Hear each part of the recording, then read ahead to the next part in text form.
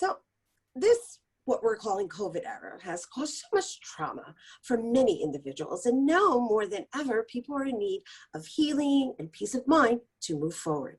So our first guest is a certified Reiki master teacher, an intuitive tarot reader, and founder of Mindful Living with Z. And she's here to share more on different healing modalities along with her virtual meditation. Everyone, please welcome Zayda Rivera.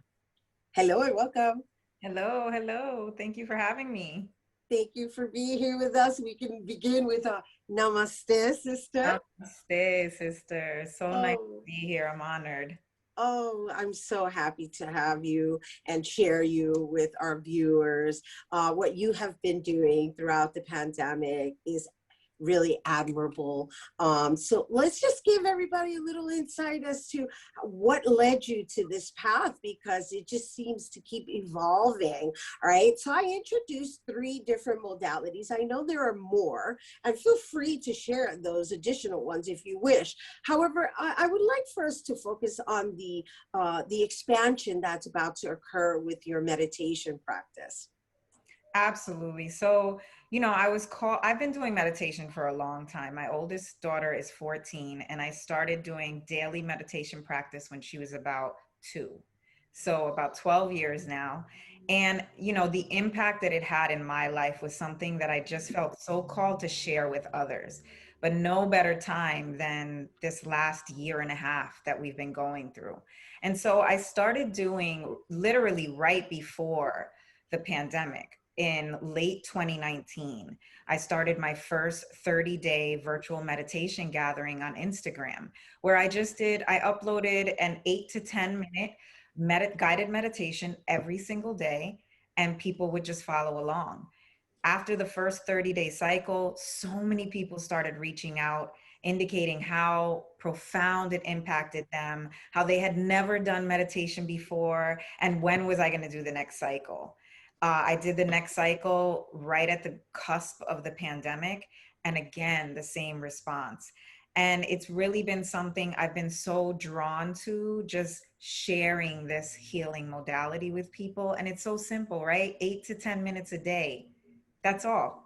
And people would feel so much lighter, so much more able to deal with the challenges and obstacles that they face in their life, and add a pandemic to that. Yeah, no, well, and this is what I feel anyway. That's the upside to it, right? So we're just looking at the glass half full.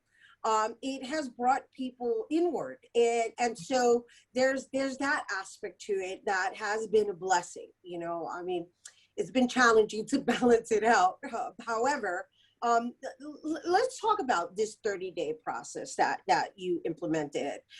Was it a different style each time you loaded up the 30-day practice? Like, was it done in video form or audible form, which audio form? I would do it in video form. Sometimes I'd accompany it with sound healing.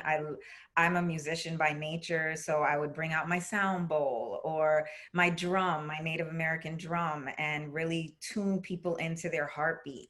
And I would walk them through every step of it, including mantras to keep them focused if their mind started to wander. And just, again, like you said, helping them to go inward. And I think that a lot of the people that started to follow this gathering didn't realize how much they needed to do that. And so every day they would tune in, and I'd get the most beautiful feedback of, oh, this was exactly what I needed. And sometimes I would start by, let's say the first 7 days would be concentrated on each chakra. So I would start from the root chakra and go all the way up to the crown chakra, specific guided meditations for each one. And then walking people through quieting the voice of self-doubt or welcoming abundance into their life, realizing that abundance is our birthright, that it's not reserved for just a chosen few. Really starting to recalibrate the way people think about themselves and about loving themselves. And so coming from being a Reiki master as well, which is the practice of energy, right? So Yes. as a Reiki master, and although I know you started a course in that as well, right? You're already in there. It's a 4-week course. I wanted to know from your perspective if that mastery also seeps into the meditation and dealing with people virtually. Oh, absolutely. And for the virtual meditation gathering, I really did kind of keep it streamlined to meditation. But I also do monthly virtual Reiki sessions as well, Reiki healing sessions, where I start a group out with meditation, guided meditation, and breath work. And then we go into a Reiki healing in a group setting. I also do one on one distant Reiki. A lot of it has been distant because of the pandemic, but Right. slowly starting to bring those in-person sessions back so that people could get that one-on-one and the human connection face to face with me.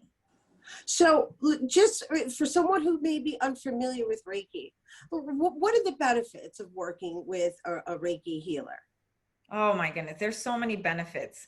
And trust me, I do self Reiki treatments on myself all the time. One thing it's really helped me with is anxiety and insomnia. So those are definitely things, but it also could help with depression.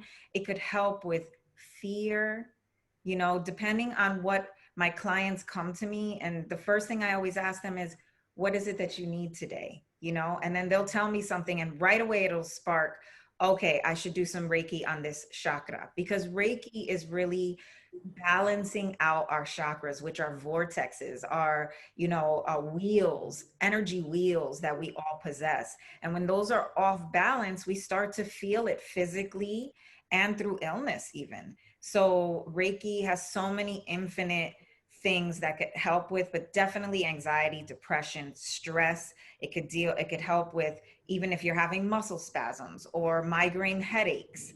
But it could also help with healing a broken heart as well. Interesting. And so how did you find yourself so engulfed in all of this? I mean, I know you said that you did it for yourself, but now it seems to be for everyone else. I mean, in addition to yourself. And just listening to you, it definitely sounds like it's your passion. Oh, it absolutely is. And I'm so proud to say that in the 2.5 years that I've been running my practice, I have treated clients all over the United States and internationally. I had a client in Germany recently, and it's a calling. It's absolutely a calling. I started studying the modality in 2018. And when I started, it was really because there was a family member of mine that was very ill and I was called to practice Reiki. And in my mind, I was thinking, okay, I'm going to do this so that I could help this family member. But Spirit had another course for me. And it was really to start healing myself first. And once I started healing myself and, different traumas I've sustained in my life, and I saw the impact that it had on me, it was like, I was jumping for joy, excited to share it with others and bring it to other people's lives. And now it's like, I just can't get enough. I just want to work with more people. I want to expand the practice.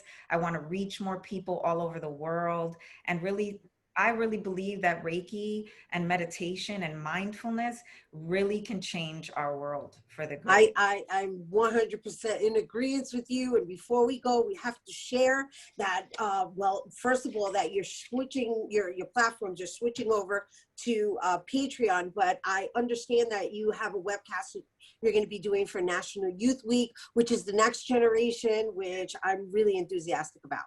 Yes, so July 31st, I'll be posting information on my social media platforms as well as my website. But I have the great opportunity to speak to the young people about living mindfully, something I wish that I was taught as a young person, something that I hope to see in curriculums across all education levels. But I'm so excited to speak to the youth, especially after they have spent this last year and a half doing, virtual learning, being separated from one another. We think about that impact that it had on us as adults, but imagine in the middle of your childhood, suddenly being completely separate from your Yeah. friends. And so I can't wait to pass this on to the next generation. I think they're going to do great things with this. Yeah, well, I applaud you for being mindful enough to understand that the next generation is going to need it just as much. So there is hence where the transformation will begin, because you're going to disrupt the cycle by making them aware. So brava to you, and thank you for bringing it here to our viewers. Namaste, Zayda. And you guys, I want to remind you that you can still participate in her meditation gatherings by going to Mindful Living with Z, rather the meditation gatherings are Mindful Living with Z, but you can visit her website at ZaydaRivera.com. And of course, you can check her out on Instagram at Mindful Living with Z. All right, we have to take a quick break, but when we return, we're going to hear about a new screenplay, so don't go anywhere.